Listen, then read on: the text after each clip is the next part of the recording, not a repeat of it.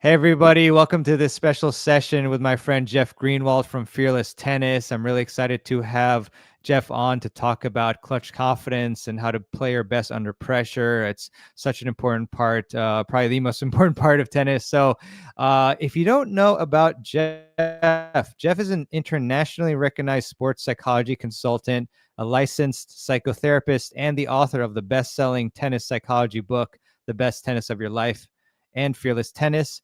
So definitely check his book out. It's a fantastic read. And then Jeff has been helping athletes and professionals through his personal coaching, seminars, book, and audio programs for the past over 20 years now.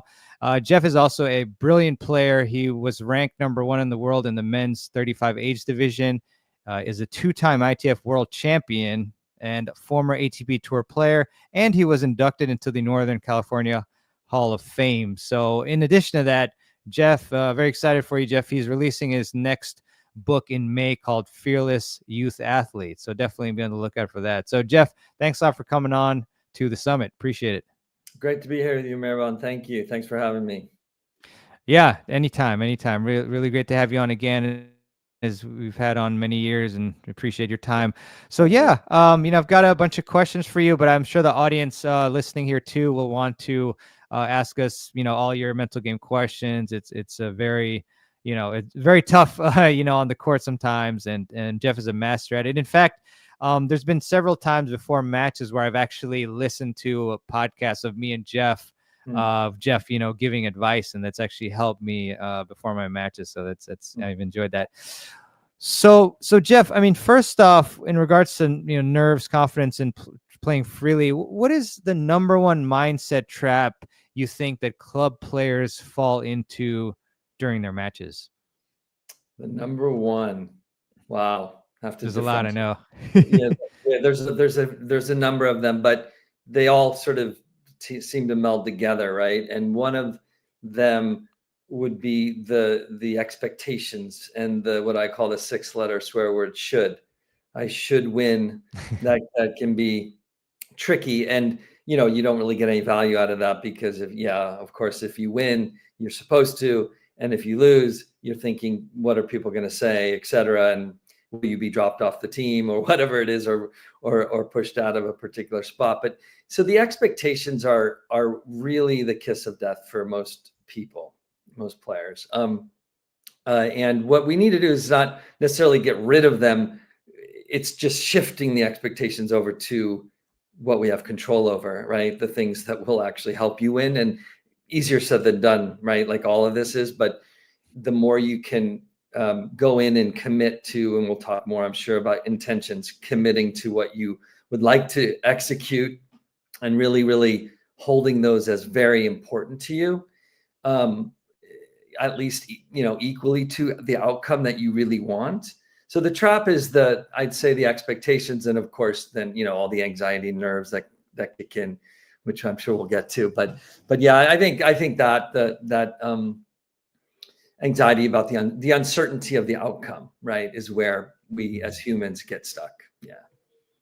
Gotcha. And yeah, the committing to intentions, I've seen some videos of athletes who talk through their process of that. So yeah, I mean, maybe just get straight into that now, then maybe like what tips you have on how we can, commit to intentions to help us be focused on that instead of all the externals. Right. So I actually have a worksheet. Maybe I can pull it up in a bit. Either way, like, where, contrasting the mastery outcome, which is what our mastery mindset, which is what I really try to, teach players, is how to choose those things. For example, that you really want to prioritize being focused between points, that you're going to put your attention on things that will keep your mind engaged, because if you don't, your mind will find something to chew on, and it's usually not positive. It can go very negative. So, example would be, using your deep breathing between points, using those routines. It would be to, maybe hit a bit deeper, or stepping forward on a return, or to really use your focus more externally and on the ball, on the targets, on things rather than being preoccupied with yourself and being self-conscious. And so focus is such an important part of playing well. And so prioritizing your focus, giving yourself permission to miss, which is a great concept, I think, is really allowing yourself to make some mistakes, because in the spirit of hitting through the ball, in the spirit of playing the way you want to play, and that you'll feel good about. So these intentions are very personal. And it can be anything. I think there certainly can be a tactical intention, hitting cross court a bit more, being consistent and solid, playing with controlled aggression. And you have the more sort of mental goals of being focused and loose and committed to these things over and above, whether you win the point or lose the point. Yeah. So Jeff, you mentioned giving yourself permission to make mistakes, make errors, and obviously, we know that somebody like Novak Djokovic is only winning 54% of the points, yet he's been at the top of the game for a long time. So, but the thing is, I personally know several players who after like 2 mistakes, they're just grilling themselves, getting really upset, throwing the racket. There's a few that just like really amaze me, but won't want to name any names. But how does somebody who's in that extreme work on something like this, where they go from like raging after a couple of mistakes to letting themselves, like giving themselves permission to miss? Yeah, that's a great question. And certainly there's nothing more frustrating than making the same mistake over and over. And so that's really difficult. And making these adjustments, I think, are also really challenging and important. And I was talking to a ATP player I'm working with yesterday, and Nice. he did very well coming back from an injury. But in the third match he played, he did get emotional after missing some shots, and and he's been working on the mastery mindset. But it's really trying to stay committed and curious too. So we often get caught in the anger, and our brain is firing that way. But if we can really replace the judgment with curiosity, and that means dropping into your body more, being more present, because we're often in the past or future. So if you can kind of connect, and a lot of people like, this idea of feeling your feet on the ground and feeling the ball, feeling the shot, being loose and finishing, having those cues that help you adjust. I love down and through on shots. That can really be helpful. Or to center yourself and get out of your head. But certainly a lot of players need a cue, right? And that can be technical. It can certainly be tactical. It needs to be very simple.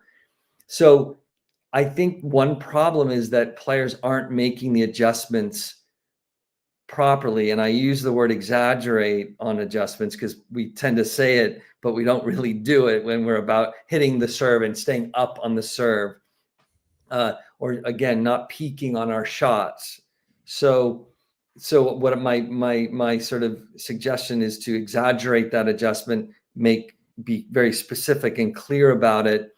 And the more macro you can make it, as opposed to so micro, elbow here and, spacing on the ball, that stuff in matches usually is counterproductive. So it's finding these cues that are really helpful, and of course, really committing to this mastery mindset and being curious are helpful, very helpful. Fantastic. Thanks, Jeff.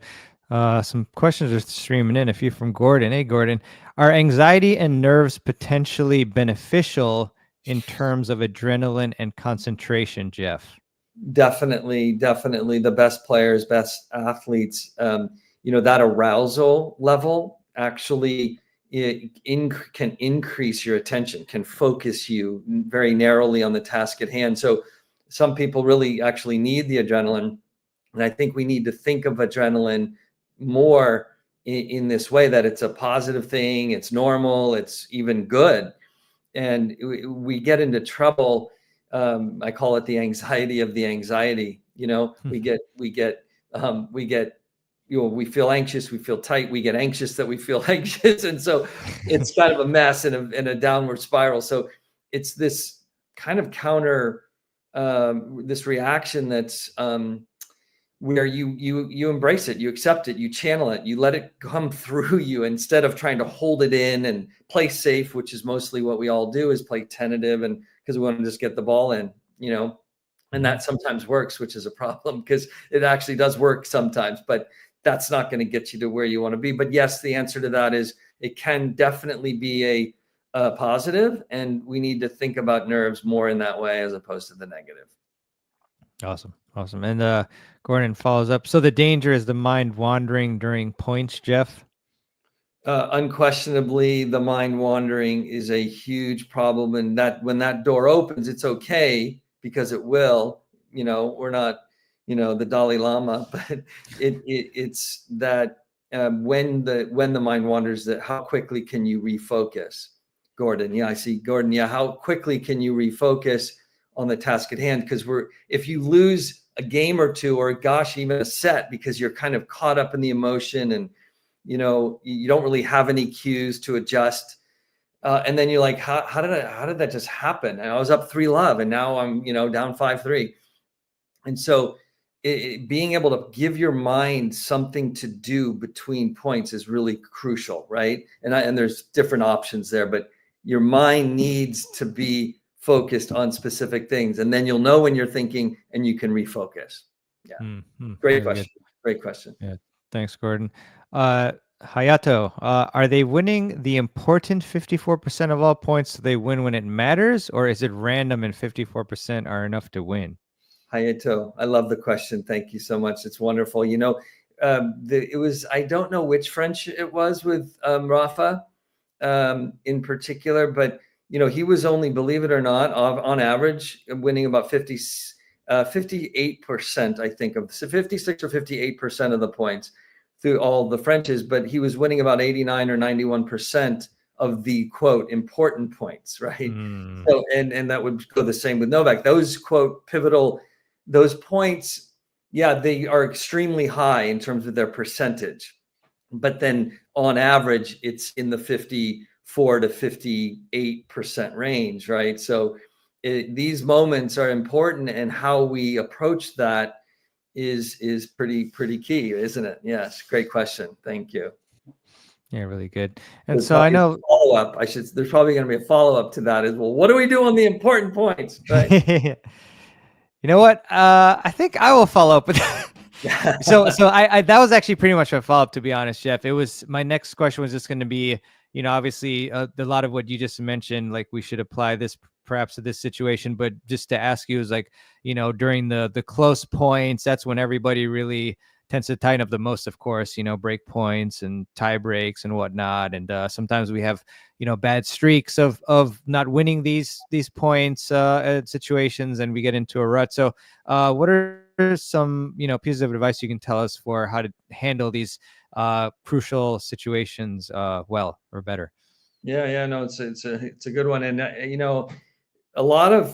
I'd say a lot of junior players do this. They say, okay, come on, right here, which may work for some people, bringing your intensity up in those moments.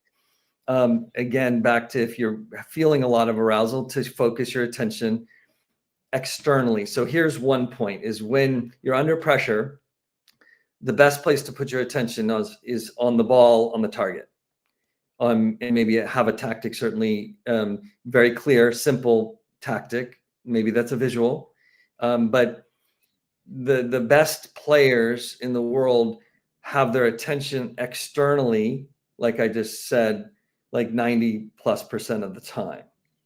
And players who are not at that level, and as you go down, the focus gets more and more internal and self-conscious, right? So this is sort of it is an area, an opportunity, is to continue to recognize, are you internally focused on yourself, on the nerves, on you're caught in your head, versus having your attention be on neutral, on some things. I use a logo on the net, maybe a spot on the tree. I like to expand my attention on a tree and just get out of the moment, not thinking, but just shifting focus. So that's one point on in these moments, is to make sure you can take a deep breath and center. That's internal, but get your focus onto something external, out of yourself, not focused on and thinking, etc. And really prioritizing the intention.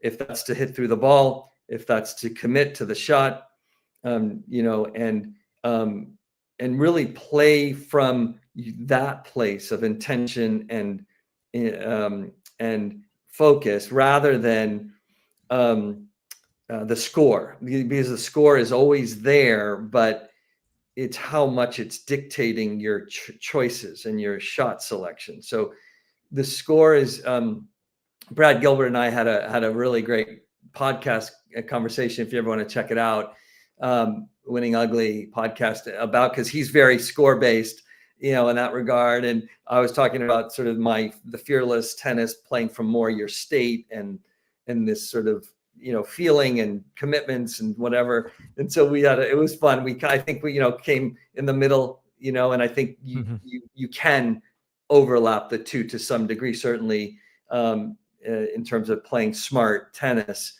But I'm big on playing with purpose, with intention, and utilizing your focus properly. Awesome. Yeah, Brad's great to talk to. I had him on the podcast once. With him, was it his approach or Andre Agassi's, where he would tell himself he was down love 30 instead of what the score was? Was that him? I think it was Andre. He would. Oh, it was Andre. Okay. Andre did not like a lead. He wasn't a great front runner. I mean, he just said he'd get more nervous, and this is common, right? With play, we get more nervous when we're about to close it out. So he would, you know, pretend he was down. And, you know, sometimes we need to pull these rabbits out of the hat, you know, these sort of tricks, if you will, and flip things. If you can sort of act your way and really kind of own it. Like, yeah, like I'm down right now. You know, you're up trying to close it out. And you're like, you kind of act like, no, like you have nothing to lose, and let it go. So there's different sort of things you can do there, you know, but yeah, I'm really big on mastery and playing the way that will help you feel satisfied with yourself and your game, win or lose, you know? Yeah, I love that. And yeah, I think that's at least partially why there's so many, I mean, especially like USC League matches where there's so many 3-setters, you know, because, you know, the person, it's harder, they get nervous when they want to close it out, and then like the other team is like, you know, less nervous, and it just gets really close. I don't know if you think the same, but yeah, and you know, I think it's important to you know, that different situations may call for different reactions. So you know, I remember one tournament I played, I was down a set. It was 5-all in the second set, and I was not believing that I was going to win that day. Like, I didn't have that belief. And I intuitively pulled up a picture of getting the gold ball and like being in the microphone, and like I'm doing a speech at the end, like it was, which is totally the opposite of what I teach, really. But I needed to borrow some, like, dude, like, you can do this and you can make this real. Wild situation. I won that set 7-5, and then some people may know this story, but I was up 5-3 in the third, and it was match point, and my opponent got a point penalty, and they said game, set, match, Greenwald for me. It was over, gold ball, this match. But I said no. I don't want the point. wow. The ref said, you don't want the point? And it was like my whole life was flashing before me, and the crowd was just, it was dead silent. Like, I didn't want to win that way. I didn't want to win on a, you know, because he bounced a ball and it went over the fence and whatever. So we replayed the point. I had so much adrenaline, came back to the line, served it out, and won. Phew. But that was quite a moment. And that was sort of walking the walk, obviously, of like, look, there's something more than just winning and losing here. There's something about playing the way you want to play and doing your best with that. But there's a place, coming back to the point of, I can win this, and then getting back to, well, let's get back to task at hand and what do you need to do to win, right? So yeah. Wow, that's so cool. Just curious because that's such a cool thing that happened and the way you handled it. I was wondering like what was the reaction of your opponent, and then also like how did the point go where you closed it out? Did you hit a huge serve or what? So I went back as my heart was like coming out of my chest. Yeah. Um, uh, I was, there was one thought, which was go big or go home, because Mm, if I nice. backed off in this moment with that adrenaline, coming back to the first part of our conversation, it would have been curtains, I think. I mean, it just, that would have been a very challenging to lose the point, lose the game. He's got a big serve, by the way, too. Yeah. So I'm serving at Tight. 5-3, Mm, and I served a big body, went body. He missed a backhand, but it was nice. to take that adrenaline, go big, because you could be like, okay, let me just get the serve in, which is not. I'm not saying that's wrong, but Mhm, for my game in that moment, I needed to go all in. So mhm. thankfully Wow, very cool. Very it cool. worked out, or who knows where I'd be right now. I hope your I hope your opponent was, gracious or He thankful about he that. was And he was, and my son was in the crowd. He flew down for that match. It was a La nice. Jolla. Very cool. It's a wonderful place, but he was in the crowd Yeah. sitting next to my opponent's wife. And anyway, he got to see this, like, no, I don't want the point. So I hope that continues to impact him. Who knows? So Yeah, that's yeah, amazing. That's so cool. And then Gordon says, "Congrats on a great veteran's career, Jeff. Most impressive." I agree. Um, thank you. and, I don't know if have you heard of Bakashi Yoga, Jeff? He's Gordon asks thoughts on inner game and Bakashi Yoga as to watching the ball. Say just maybe if you would like to chat in something about the Bakashi Yoga. I certainly know the inner game well. Um, Tim Galway has a quote on my book, and but I'm Cool. not exactly sure Yeah, about I the bet. Bakashi Yoga. So, but I guess what I would say Yeah, is that, I'm not either. Jeff, you could tell us but about it. I can comment on a relaxed focus, the sort of idea of a relaxed focus, right? Where we're not forcing the focus. We're Mm, not. It's more of a relaxed focus. We're looking at the ball, seeing the seams of the ball. We're very neutral, so we're not in our head. You can't be in your head when you're truly focused on something else. And um, it's just a more, you're more relaxed. You're not like trying to focus. You're just sort of putting your attention on the ball, for example, in this case. Yeah. gotcha. Gotcha. Very Yeah. cool. So Brian had a match this morning where he couldn't close out the match until the third match point. Actually, sorry, he reposted and says, uh, with multiple match points across 3 games, eventually won it in the second set tiebreaker. What mental exercises can help? I guess presumably him close it out earlier. Right. Well, if we were kind of talking and debriefing, it's like there's a lot of questions around that. What's your game Yeah. style? What do you like to do? What are your strengths? And what were you doing there? And were you backing off the ball, Brian, or were you going for too much, or was the guy just playing better and he picked his game up? I mean, so there's Yeah. some questions on that, but um, I would say generally that expect everything and anything to happen in every match, and so you'll be able to accept what happens when it does happen. I mean, losing break points. I mean, think of Federer. I mean, playing Novak twice. I mean, semifinals of US Open, I think 2010, as you know, the big, he's up 40-15, 5-3 in the fifth or something, right?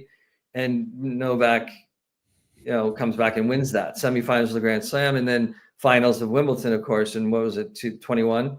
Hmm. Up to double match point again. And these are tough moments, but all kinds of things happen. All good things will happen, and so we have to treat the two imposters just the same, I guess. Yeah. The tough times and the good ones, and just keep coming back to what is best for your game. Work on that as for in your practices, hit those combinations, those patterns, and and also don't let the loss of the point overly make you too reactive, like accepting it as best you can. And that's the self-mastery. That's I think one of the greatest parts of the game. We get to practice self-mastery, over and over and over again. So it's a tough game, man. Yeah. Good for you for getting that done, though. Good job, Brian. Yeah. Yeah. Good job, Brian. Been seeing you on a lot of streams. Yeah. It's a good job. Great stuff. Audrey says, what an amazing global story. Agree. Says a very cool one. Let's see what else we got. Gordon, adrenaline is a very powerful energy, and your thoughts on harnessing it, but not allowing it to damage you. Yeah. So again, that back to the adrenaline. So adrenaline is, we all have it, hopefully, thankfully, and the famous quotes, Michael Jordan, the day I don't feel adrenaline, it's the day I'm going to quit basketball, that kind of thing. And Pete Sampras saying in the final, it was, what was he? He used to kind of throw up a little bit occasionally before Wimbledon final. And he said what he missed most about the game when he was gone, he said he missed the feeling of throwing up before the finals of Wimbledon. So I think that feeling that we have, let's say, I think the best way to think about it is on a dial of 1 to 10, and 10 being really brutal panic attack, maybe, which I kind of had once, but anyway, on the court in the finals of the Worlds. But basically that the acceptance of it, using it, letting it come through you, not going into your head, not letting the adrenaline go in your head. But if you're a 7, which is, you feel like you're at a 7 on that dial, or even an 8, which is high, jittery, nerves, butterflies, heart's beating, tight, that you need some practices to get it down. You don't need to get it to a 2. You don't want it at a 2, but a 5, even a 6 is pretty good. And you probably you win at a 6. I played my whole career at a 6, college and pro, mostly I would say between, like a 6 maybe, which is why I went into the field, because I was so frustrated that I knew I could play better than I was playing. And I was hit by it, at one point, like, oh my God, this is what a 4 is like. I was loose and elastic, and balls going deeper and harder. So I was letting the energy come through me, because I realized that was better to do. And so that's a new pathway to letting that, to experiencing what a 4 and a 5 is on that dial, and not just bracing at a 7 and thinking it's going to be a bad day, and you're mad that you're anxious, and you're anxious, all that. So anyway, it's a lot. I mean, this adrenaline and nerves and tightness is really the big phone call. I get that phone call all the time, right? That's we feel what we feel, and it doesn't feel good instinctively, in this sport that requires precision and fluidity, and then we have all this stuff going on. So it's a really good question, and please do feel free to come to my website, and there's a couple free download things there, and I'm happy to offer any other suggestions on this. I know it's a big area, huge. Yeah, 100%. And if you look below this video, you'll see a button for Jeff's Fearless Tennis website, so you can click that and learn more. Jeff, I don't think I can let you get away with that panic attack comment without talking more about it.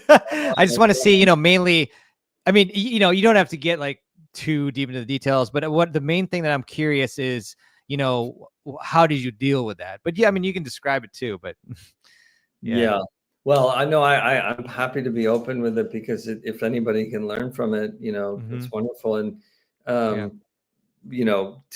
keep it short, my dad happened to be in the crowd. I won the first set. I'm in the finals in La Jolla again.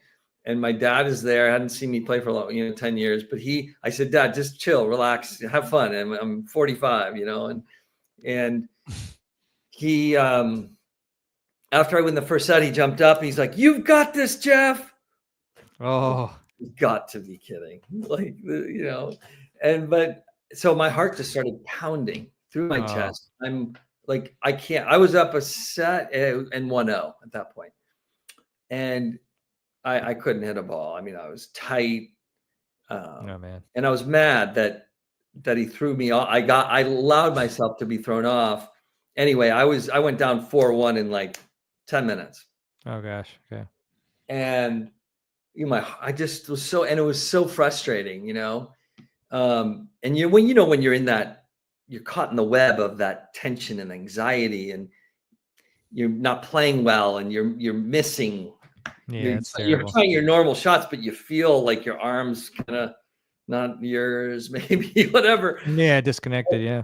Disconnected and all this stuff. You're in the emotional state. And anyway, so I went back. I'm like, okay, like you have a choice here, like how you show up. So I went back to the fence, took a good deep breath, looked up at the trees, smiled, the little Novak, like, really? I basically said to myself, like, really? Okay, here we are.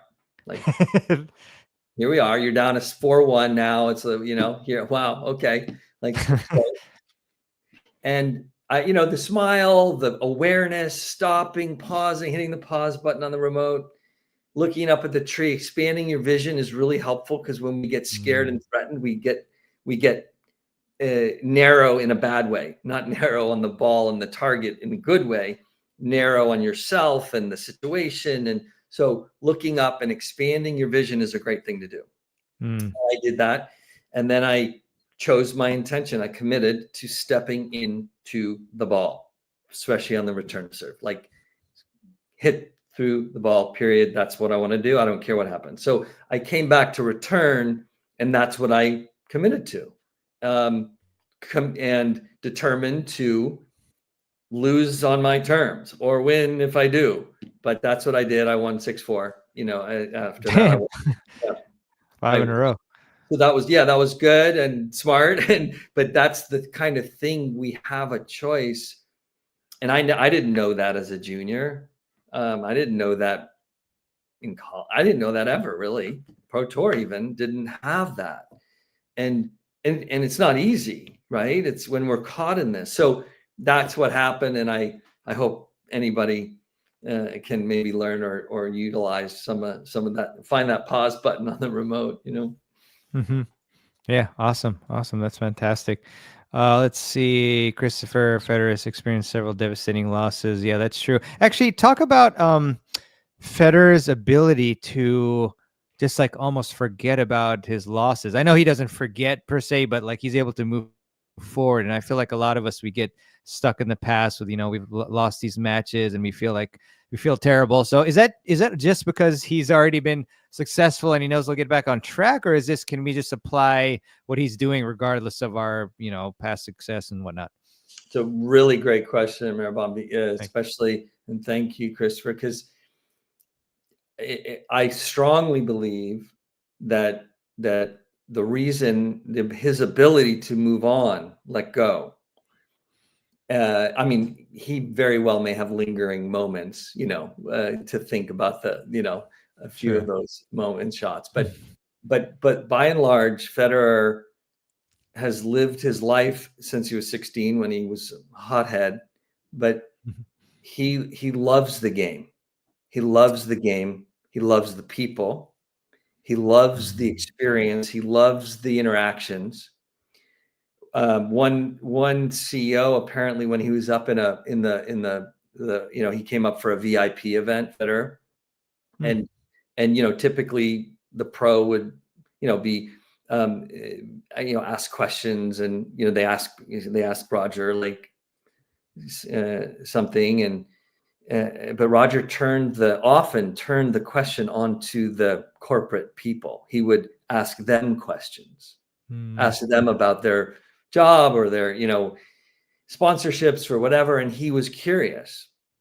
And I think that curiosity, that love of learning, of improving, of seeing that there's a bigger picture here. And I'm going to say this for anybody listening, that while I know you want to win and you don't want to lose, there's a lot more available there when you're playing and before, and not to mention the friendships, but the way that you show up, the way that you hit through the ball and commit to your intentions over and above the outcome. And that's just something that you can evolve to over time. Some people get there, some people get sort of there, some people don't. But I believe Federer mastered mastery. He mastered and was in love with tennis, was in love with the experience. And of course, the winning and all that was just great, and also icing on the cake for him. Yeah. Very interesting. Awesome. Just to educate us real quick about Bakashi Yoga, Jeff says it's learning to love object of concentration, in this case, the seams of the ball, hence the story of the yak, where people believe these are the yak. Interesting. So yeah, there you go. There you go, Jeff. Yeah. So the other, I guess what I would say, Gordon, on that too, to add to it is, we feel very separate often, mostly, I think, and there is a sort of a melding when we focus and we kind of merge with it. And I think what you're bringing up is a little bit of this sort of merging into the ball. And like, if you look at a ball, and I do this with some clients, players, where we look at the seams of the ball, the writing, the font, the colors. We really look at the ball and how long can you hold your focus before you have a thought, and like practicing where your attention, you are connecting to externally to the ball and all that. And there is a bit of a merging that can happen. And that focus, that flow, that place is something you can build like a muscle to come into that level of connection. That means you have to let mistakes go.